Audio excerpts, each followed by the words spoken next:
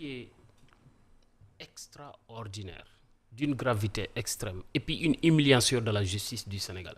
D'abord, la ministre de la Justice, moom dañ ko njëkk a dénk aux affaires étrangères mu chuté Sénégal sur le plan diplomatie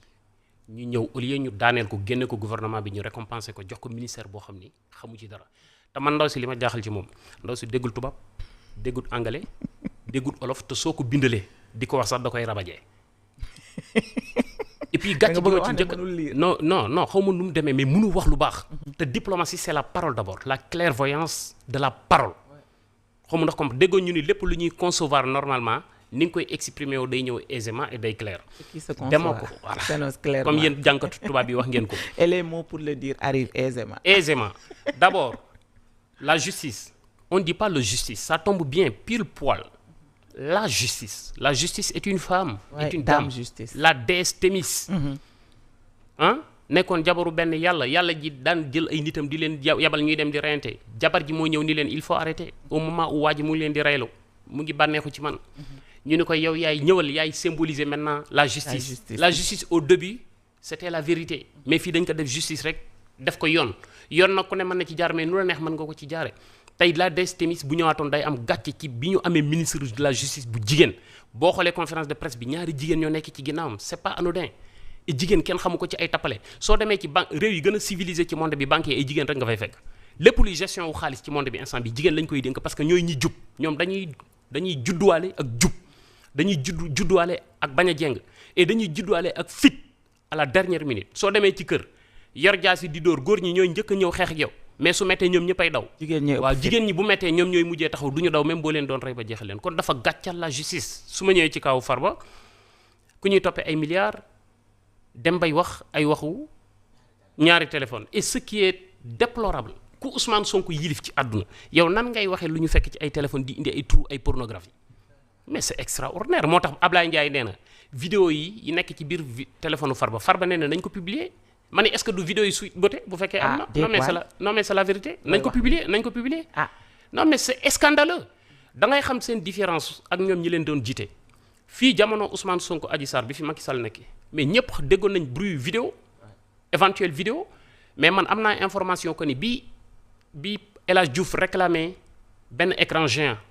ci biir turbine bi mais Macky Sall dani loolu du am ci àdduna dani am na wala amul Sénégal politique am ci sama nguur du ñu dem di ci jël ay vidéo pornographie di ko publier ci ay tribunal monde bi di ko seetaan muy gàccal mu ne mën nañu am ay adversité politique mais au-delà de nous mais gàccal Sénégal c'est du jamais vu dans l'histoire vous voyez ce que je suis en train de dire c'est-à-dire moo lay wan ni ñoom c'est des gens inaptes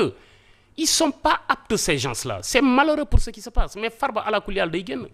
dañ koy bàyyi voilà dañ koy bàyyi ala kulli yàlla de alors Cheikh coowal gerte gi tamit xam naa ne boo dul baykat it am ngay mbokk baykat coowal gerte gi ak li nga xamante ne moo ci am yëpp promesse yi nga xam ne premier ministre defoon na ko dégg nañu récemment dalal naa fi récemment ki jiite aar sunu moomeel mu ne carrément jamono ji ba tey gisaguñu li nga xamante ne moom la ñu leen digoon ba gouvernement bi dañoo mujjee dem sax ba ubbi frontières yi ngir permettre yeneen réew ñu ñoom jënd si gerte. coowal gerte gi bari na sénégalais yi wax nañ ci lu bari mais man dama ci wax lu ci kenn waxul. mooy conférence bi ci Ousmane Sonko def bi mu demee seeti leen dafa am lu mu fa wax mu ñëw ci affaire la restructuration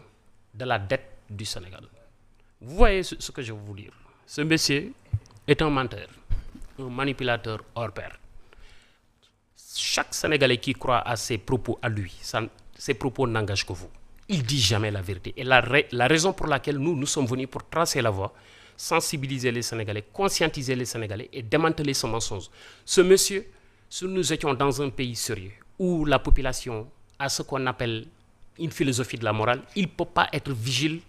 d'un supermarché du budget de 1 milliard. Je te dis la vérité. Il dit,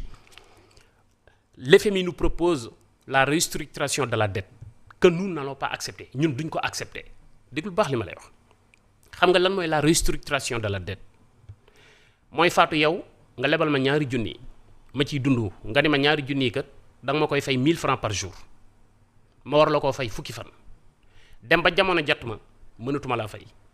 man mi mënta fay man maay def la proposition de restructuration de la dette. ñu xoolaat naka nga may. koy ndax dette bi mu ngi foon fukki fan la waroon a doon. léegi amatuma ko man maa la war a wax ni yow kat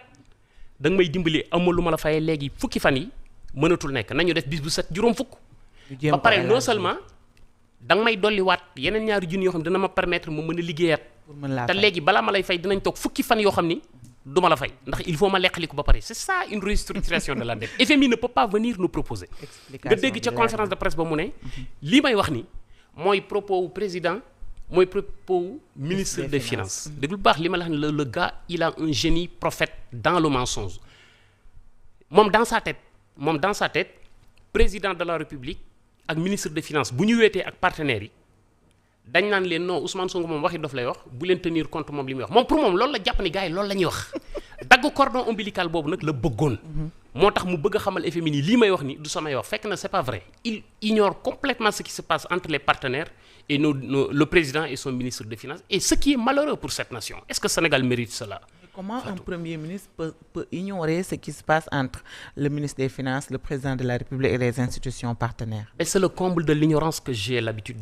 d'expliquer dans ce pays. Quand l'ignorance explose, dans ses particules, da nga ciy gis insolence, arrogance, ignorance, les insultes, les injures. C'est ça, malheureusement. moo tax ma ni il est normal que ñun ñu ñëw engagé wu ak képp ku mel ni ñun su ma nee ñun mooy man ak réew yi nga xam ni ñoom laa àndal ñu politique et il se trouve partout dans le monde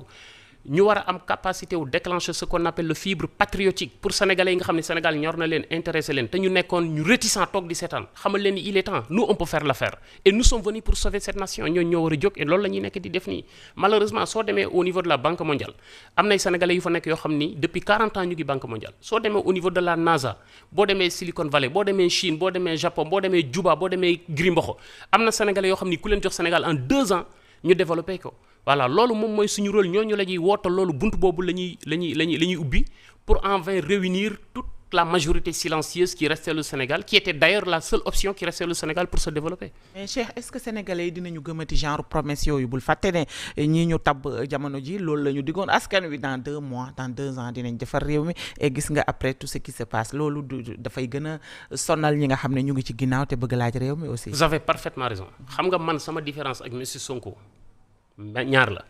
ñaari yoon yu bokkul la ñu jaar Sonko il est venu dans ce qu'on appelle une exploitation de cerveau de la jeunesse inapte dafa commencé ci suuf di nax sénégalais yi ndóol ñaari yoon benn ñi ndóol ci poche ba pare ndóol ci bopp moo tax mu am ci masse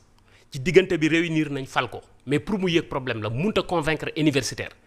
bi mu convaincre sénégalais yu matul yooyu ba masse bi bari ça crée une boule de feu très jolie am na ay intellectuels yu ñëwoon adhéré yoo xam ni gëmuñu ko woon mais ñëwoon nañ adhéré parce que amoon nañ espoir bu utiliser woon masse bi ko topp pour ñu tabax réew mi bu xamoon yoon mais ñooñu sax dafa heurté wu ak réalité bu leen convaincre ñun dañoo commencé sur des sénégalais stoïciens ñëw ci cartésien ñëw ci intellectuel ñëw ci universitaire man ñooñu nga xam ni Sonko bu jéggee seenum ndox duñ ko naan ci xam-xam man ñooñu laa convaincre ñooñu nag laay waxal ñoom ñoo war a jóg ñu ñëw ñu dajaloo ci fulla ak fayda teg discours bu leer ñu nangu réew mi defar ko am réew kenn du ko tabax ci lu neex askan bi dañ koy tabax ci lu amal njariñ réew mi moo tax man la il nous faut une récréation d'une république complète ñu jël l'humain la base d'un développement durable la clé de voûte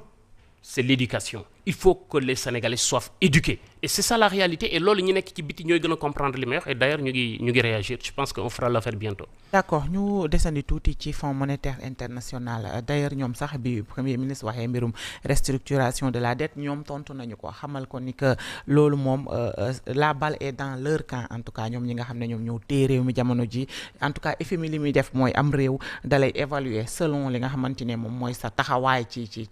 sa soutenabilité bu dette bi ba noppi sa taxawaay sa transparence ci li nga xamante ne moom ngay liggéey ci surtout rawatina ci wàllum